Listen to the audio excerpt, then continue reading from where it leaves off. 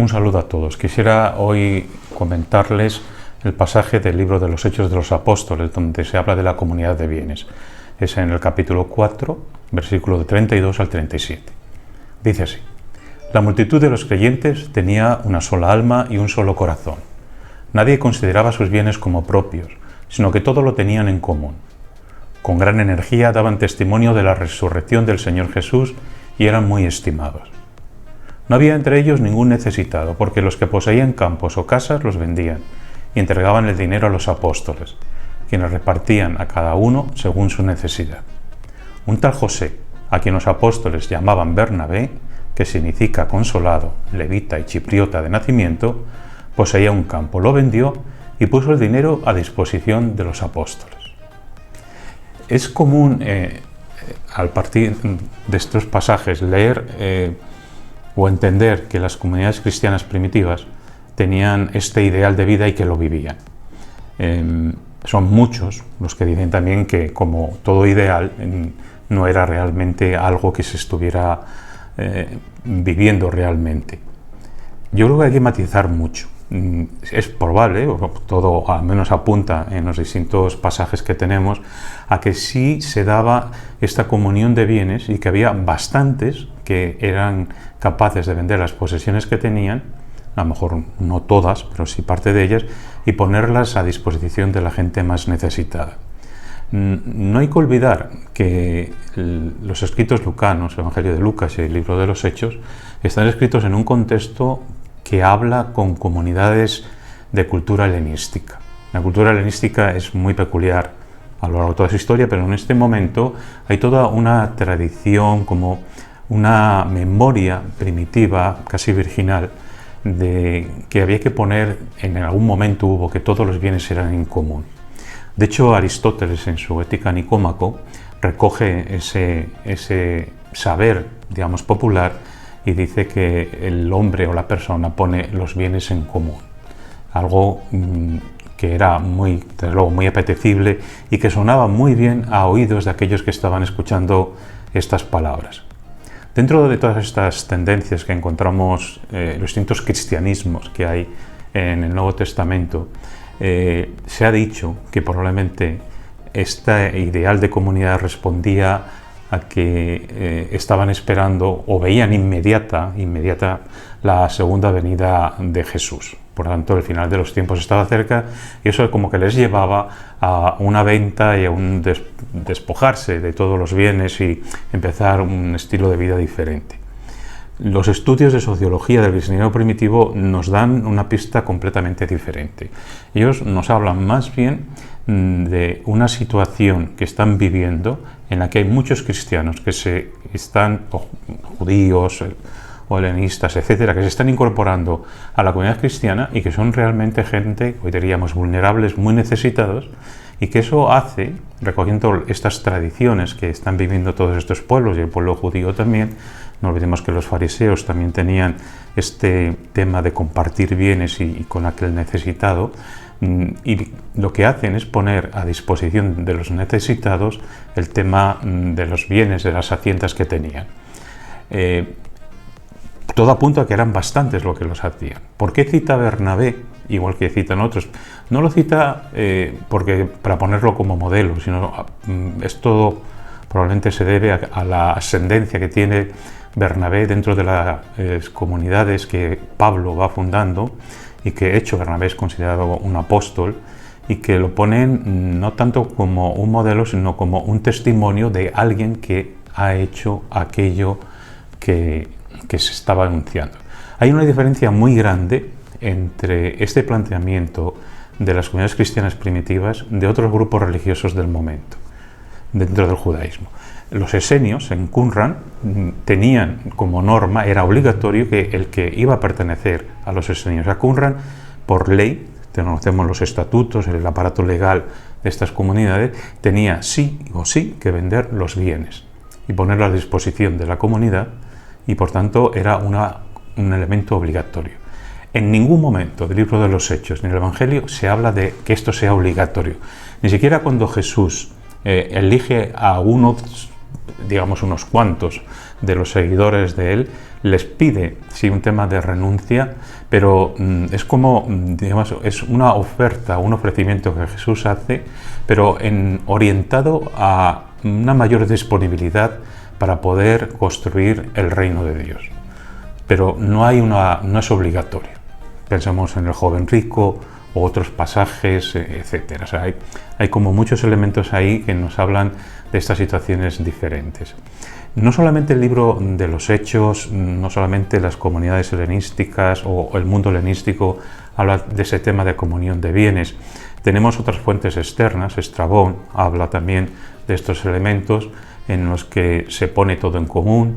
Flavio Josefo, dentro del mundo judío, en su libro sobre la guerra, habla de este tema de esenios, de que ponían también en común. O sea, hay como muchos testimonios externos que nos hablan de que esto era una realidad que se daba en el momento. Un cristiano, una cristiana, en esta época sabía que desde el momento que pertenecía a la comunidad del resucitado tenía que tener un desprendimiento y saber que tenía que poner lo suyo en función de los demás. Hay una pregunta que siempre va a estar, y yo creo que es siempre pertinente, de que un cristiano, una cristiana, incluso hoy en día nos tenemos que preguntar cuál es el objetivo de tener bienes, de tener hacienda como cristianos, cuál es el planteamiento. Porque hay un mandato de Jesús, una acción de Jesús, unos dichos de Jesús en que hay un desprecio absoluto por el tema de las riquezas y que hay un desprecio por el poseer, en el sentido que acaban limitando las capacidades. Yo creo que hoy en día, haciendo lecturas distintas, o no sé si más actuales, tenía que ver con un tema de el poseer como una cuestión de poder. Y por tanto, el no poseer o poner a disposición de los bienes hacia otros significaba una renuncia a un ejercicio de poder y poner en ese sentido ganar, que es al final lo que se trata, ganar en libertad.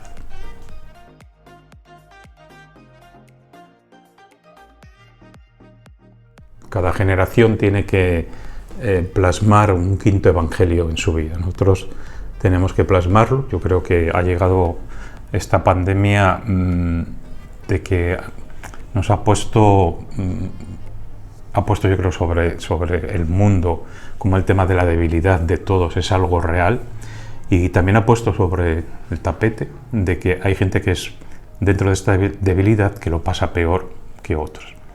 Unos somos más afortunados, tenemos más espacio para compartir, tenemos la comida diaria, pero hay otros que no. Y en esto yo creo que se implica el compartir los bienes que uno tiene, el saberlos compartir con otros. Yo estoy dentro de una comunidad parroquial en San Miguel Arcángel, en Lima, Perú, en la que hemos ido a lo largo de ya estos 4 meses largos poniendo en función de diversos programas, diversos proyectos de atención, desde las cosas más elementares. Primero hay que dar de comer a la gente, ¿no? Y en esto se ha movilizado muchísima gente. O sea, actualmente estamos teniendo ahora mismo un promedio de 315 personas que reciben diariamente alimentos. Es una cantidad grande, pero en el número de la parroquia que tenemos realmente es relativo. Pero hay otros núcleos de la parroquia, una zona llamamos Pando Novena Etapa, ahí viven 9.000 personas, donde es otra manera distinta de actuar a través de bolsas de víveres, pero también teniendo un fondo económico para afrontar ayudas económicas, para pagar en algo tan elemental como es el alquiler de cuartos donde vive mucha gente, sobre todo en este caso extranjeros, la mayoría de origen venezolanos que vinieron en estos años pasados. Y también hemos tenido y tenemos en marcha, seguimos trabajando, un proyecto con mujeres trans del centro de Lima, que hoy en día probablemente sea de uno de los grupos más vulnerables que hay. Muy bien, entonces también, como estaba usted comunicando sobre la olla común que tenemos aquí, ¿no? ¿Cómo están colaborando los grupos y cómo están organizando para que podamos incentivar a la gente para que se sientan parte, ¿no? La parroquia, todos los que decía de nuestra parroquia, y de hecho muchos están llegando, y cómo podemos hacer para que ellos se sientan como lo suyo. Mi experiencia es que la gente tiene que estar bien informada de lo que hay, de lo que se hace, del dinero que se recibe, de los bienes que hay, y implicar a gente en esto. Esto no puede ser la tarea nunca de una persona. Puede ser que en algún momento de la vida a algunos nos toque liderar, digamos, ciertas cosas, pero saber muy bien que esta es una tarea comunitaria. Eso para mí es clave. Junto a eso, yo creo que hay gente que está demostrando, no solamente es un tema desde aquí, digamos, desde el centro de las parroquias hacia afuera, sino que hay muchas familias que a la hora de cocinar, por ejemplo, están cocinando un plato o 2 platos más para poder llevar a alguien necesitado, de gente anciana o gente vulnerable o gente sin hogar, que también los hay, y puedan tener un alimento. Pero también hay gente, una señora, por ejemplo, ya se jubiló, pero ya se ha comprometido y lo está haciendo, trae todo un día a la semana, trae alimentos para 150 personas. Ella se levanta a las 3 de la madrugada, va al mercado, compra y elabora y trae. O sea, es una tarea grande. Y luego, por otro lado, está una reflexión que yo creo que hay que hacer. O sea, hay un tema que cuestiona, este tema, por ejemplo, de la cuarentena y los bienes. Sabemos, por ejemplo, que al menos aquí en Perú ha aumentado muchísimo la cuestión de violencia doméstica, violencia de género.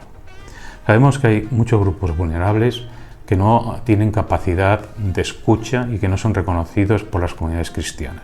Pensamos en mujeres trans, hombres trans, en general comunidad LGTB, etc. Una serie de grupos que yo creo que son de todos conocidos y que nos cuesta muchísimo.